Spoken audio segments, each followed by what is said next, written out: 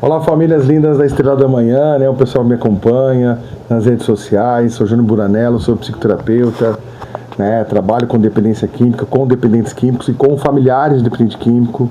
Tá? Tenho pós-graduação em saúde mental com ênfase na dependência química e hoje mais uma quarta-feira especial, né? Mais uma quarta-feira que nós vemos aqui nesse canal, aqui no YouTube, trabalhar e falar, né, sobre o processo de recuperação.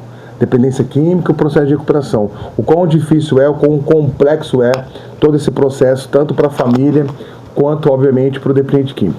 Então, pessoal, você que ainda não é inscrito no canal, se inscreve no canal, colabora com a gente, manda mensagens, manda sugestão de vídeos, né? Você que tem dúvidas, pode mandar perguntas aqui, tá? Geralmente eu deixo aí o meu contato em alguns vídeos para você, né, que procura ajuda, que procura uma direção, que está perdido. Eu não tenho dificuldade nenhuma de responder, né, as perguntas que me mandam no WhatsApp, as famílias que a gente tenta ajudar, independente, né, de consulta ou qualquer coisa do tipo, né, para você que busca, né, uma internação para o seu filho, para você mesmo também que sofre, temos a Estrela da Manhã aqui na cidade de Assis, com um projeto amplo, um projeto diferenciado, realmente com um ambiente seguro para recuperação. Quando eu falo seguro, é sobre isso, né? Um ambiente que ofereça essa segurança espiritual, com profissionais qualificados, né? Um trabalho diferenciado. E agora, né, para quem ainda não sabe, estamos ainda em fase de abertura, né, montando toda a estrutura,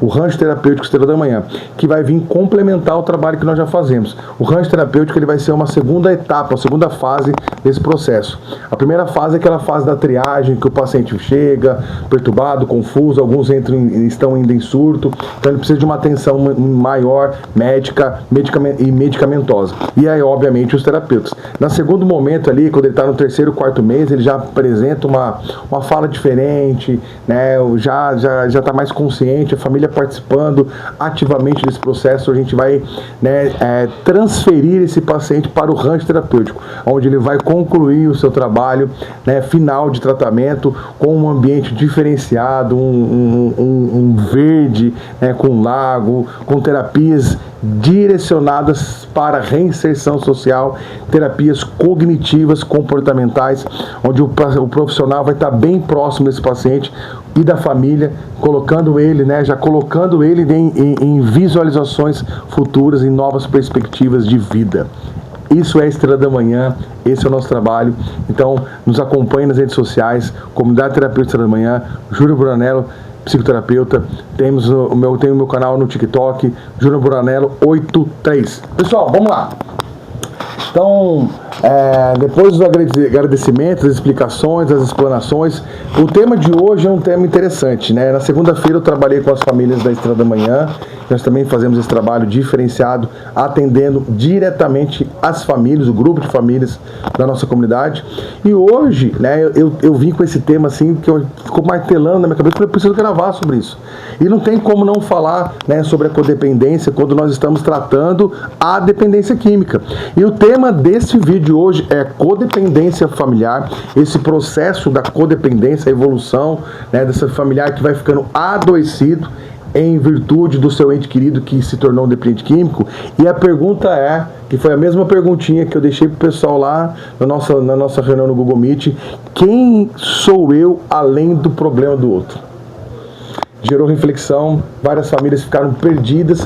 Por quê? Né, as mães se perguntando, coçando a cabeça, fazendo assim, porque em determinado momento, né, conforme a evolução, a progressão desse transtorno mental e comportamental, que vai desqualificando esse ser humano, né, esse ser humano dependente químico, a família ela sofre junto.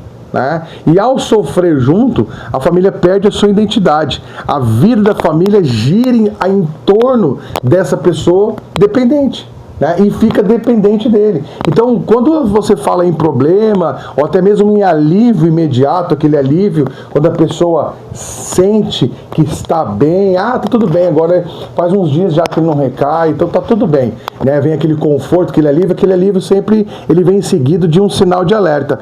Quando que será a próxima recaída? Quando que será o próximo problema? E entende que a família fica sempre à espera de quando chegará o próximo problema. E ela precisa estar pronta para resolver. E eu lembro que eu até citei exemplo da minha mãe. Muitas das vezes meu pai queria fazer alguma coisa, investir na casa deles, né, trocar de carro, fazer uma viagem. Minha mãe sempre falava assim: não, assim, a gente não pode, porque a gente não sabe quando que o Júnior vai precisar da gente, quando vai vir com uma novidade de uma conta que ele fez, de um traficante que está devendo. E era assim. E essa vida, né, familiar fica alienada, presa ao dependente químico. Então hoje a ideia desse vídeo é para que você faça uma reflexão breve e que encontre uma resposta. Quem é você, mãe? Quem é você, pai? Quem é você, esposa, irmão, irmã desse dependente químico, fora do problema do seu ente querido, tá? Então, que você reflita sobre isso, porque a ideia é realmente você entender o quanto que você se perdeu nesse processo. A codependência, ela tirou de você coisas básicas, né? Você não consegue mais estabelecer limites claros, óbvios. A família precisa aprender a dizer: não aceito esse comportamento, não vou participar disso, você é responsável pelas suas escolhas. E o mais comum nesse processo é que quando há essa perda da autonomia emocional, quando você não consegue mais controlar as suas emoções e você vive preso dentro da história do seu ente querido dependente químico, a sua rotina, né, ela perde sentido, né, a sua vida vai perdendo a cor, você não consegue né, desenvolver-se no seu trabalho, a vida da família fica girando em torno desse dependente químico, tudo, né, parece que começa a tomar uma proporção sempre pelos excessos, né, sem limites, né, sem, como que eu posso dizer, né, você não consegue mais controlar a sua vida e vive tentando controlar a vida do outro. Claro que você vai desenvolver um transtorno emocional também, vai adoecer, vai gerar ansiedade, vai gerar depressão, porque você não pode controlar o outro. Uma fala que eu uso muito com as famílias, ela é simples e é imediata, ela atinge o coraçãozinho. Você não consegue controlar a vida do outro, mas você pode adoecer tentando. Então você precisa identificar coisas básicas como diferenciar esse amor de controle. Amor de controle, né? Você não consegue, por esse excesso de amor, que às vezes a família pensa: não, ninguém conseguiu, mas eu vou conseguir, porque eu amo ele, eu faço tudo por ele. Não, você não tem esse poder, infelizmente. Não confunda esse amor com controlar. Um dos pontos centrais da família é isso. Amar não é controlar. Ajudar não é impedir consequências. Lembra que eu acabei de falar aqui, usando o meu exemplo? Muitas das vezes a família tenta antecipar um problema, resolvendo e tirando desse seu ente querido, né, o poder dele pagar pelas suas escolhas. É consequência. Isso não é punição, é consequência. Eu lembro que eu usei o exemplo também na segunda-feira, falando, tem né, dependentes químicos, e eu fui um deles que fazia isso, fazia dívidas, fazia empréstimo, usava o cartão de crédito, estourava o limite de cheque especial. Eu sabia que depois o pai e a mãe ia resolver. E se você continuar arcando com isso, né, imagina você pai, você mãe, que não tem problema com drogas, e você vai lá e faz uma conta lá exagerada, né, age pela compulsão de forma impulsiva e compra um carro em 60 vezes, você não consegue pagar esse carro, perde o emprego e aí vira uma bola de neve. O que você vai fazer? Você vai ficar ali, né, implorando para que as pessoas te resgatem, te salvem? É o dependente químico, insano. Ele sempre está esperando que alguém chegue a qualquer momento para salvá-lo, porque sempre chega. Entende? Então por que você tira dele esse poder de se autorresponsabilizar, de pagar pelas consequências e as consequências das suas escolhas, das escolhas que ele fez, né? E não consegue entender que isso é educação. E pensa que você está preservando, que você está ajudando. Isso você não está ajudando. Inclusive você vai piorar o quadro dele, porque ele vai entender isso como uma forma de manipulação e facilitação para ele se manter tendo uso. São um dos efeitos causados pela desconfiguração do circuito de recompensa, das emoções, porque o dependente químico ele não vai fazer essa leitura. Ele vai entender que você está refém das ações dele.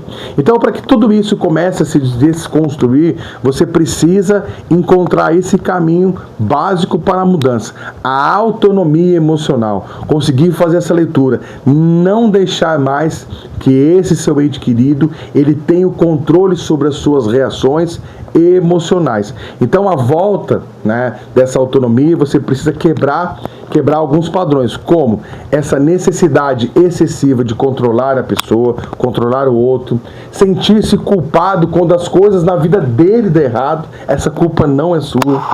O medo extremo que muitas mães, esposas, tios, tias, irmãos tem de se sentir abandonado, né? Porque o dependente químico tem essa fala: não, você não vai fazer, então você nunca mais vai me ver, você vai ver e eu vou sumir, você não vai. E você sofre por isso, porque você fica com medo de realmente sofrer esse abandono porque você o ama tanto, tá?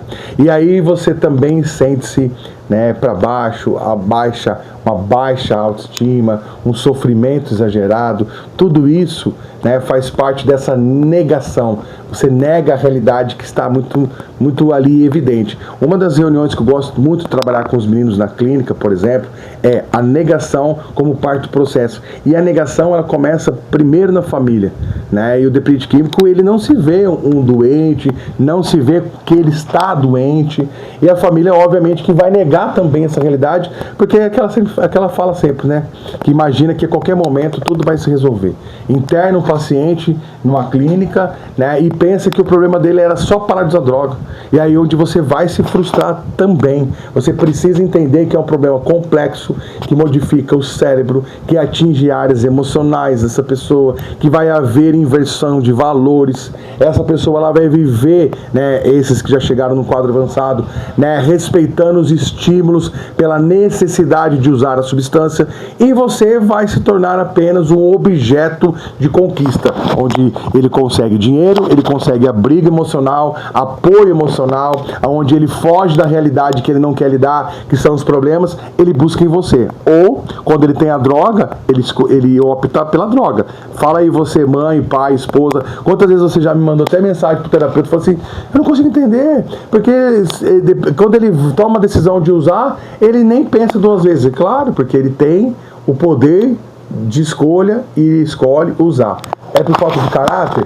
É por falta de vontade? Não. Muitas das vezes, na maioria das vezes, não é só defeito de caráter. É um poder muito maior que ele, que suga toda a sua energia, né? E ele não consegue responder a esses estímulos contra o desejo insano de consumir a substância.